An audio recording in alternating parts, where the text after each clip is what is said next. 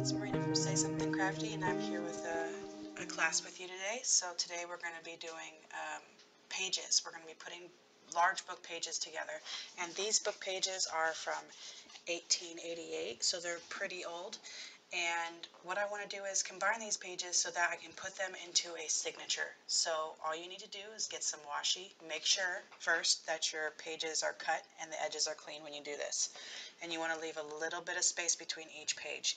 And then you take your washi and you put it on there as even as you can, and then press it down with the bone folder. From here you can either cut the edges off or you can turn them over like I'm doing. And then you just apply another piece of washi tape to the other side.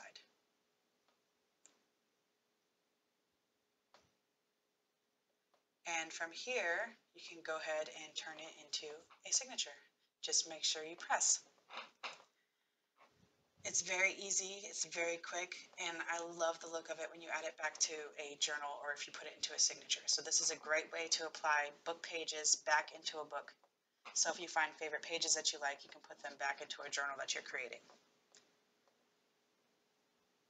And you're probably thinking, is this really going to stick?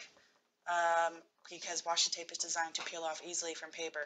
But I want to show you something because this is something that I learned with older pages, with vintage pages. You can either apply glue before you put down the washi tape, but usually I notice that when you're using old paper, the washi tape sticks just like this, and it'll take the paper with it before it comes off. It does not easily peel off. So I hope this. I'm going to go ahead and show you a couple more times, but I hope this helps reassure you that the washi tape doesn't come off easily. This washi tape stays on there. And I'm showing you now if I had pressed down with a bone folder before I did it.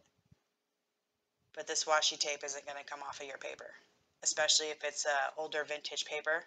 Doesn't matter what you're using, the washi tape sticks to it because of the fibers in the paper.